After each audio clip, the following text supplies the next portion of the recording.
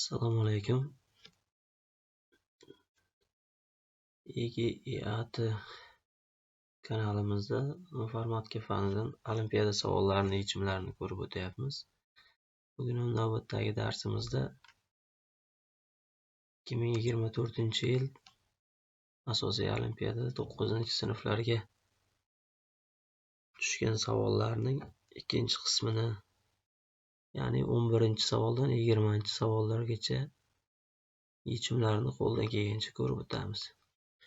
Demak, 11-savolda ABC sonning 15lik sanoq sistemasidagi qiymati 14lik sanoq sistemasidagi qiymatidan nechtaga farq qiladi? Javobni 10lik sanoq sistemasida yozing debdi.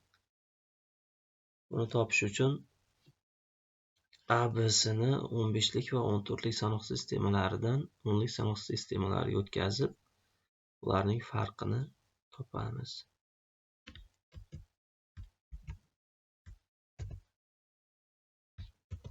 Demak, birinchi 15likda yozib olamiz. ABC 15likda asosning darajalariga ko'paytirib yoyib chiqamiz. C'ni 15ning 0-siga ko'paytiramiz.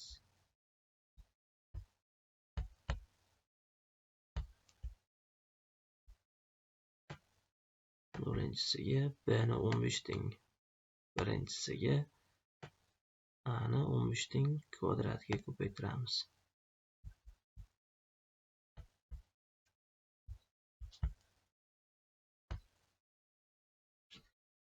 Tenglik. Demak, A bizda 10 ga teng. 10 ko'paygan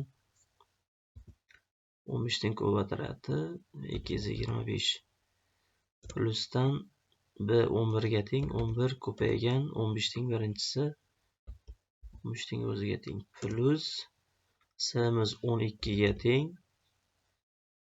Ixtiyoriy sonning 0-darajasi 1 ga teng bo'lganligi uchun ko'paytirganmiz, yozmaymiz. Yana pastdan yozamiz endi. A, B, C bu 14lik sanoq sistemasida ekan. Unda ham shunday.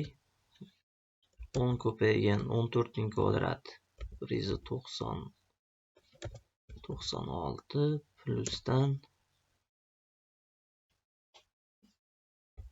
11 ko'paygan 14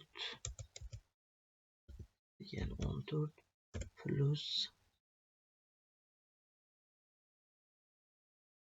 12. Bu ikkalasini ayiradigan bo'lsak, bu yerdan ayiradigan bo'lsak, bizga qoladi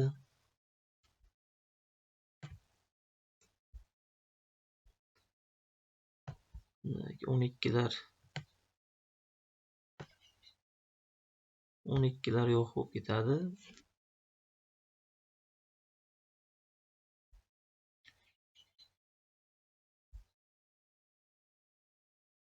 Bu yerda 225 ta 10 bo'lsa, shundan ayirishimiz kerak. 196 ta 10 ni.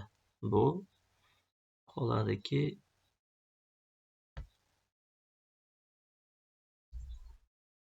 4 tasi o'tsa 29, 10 ko'paygan 29 qolar ekan.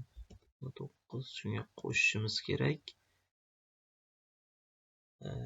15 ta 11 dan 14 ta 11 da ayirib tashlasak, bitta 11imiz qoladi.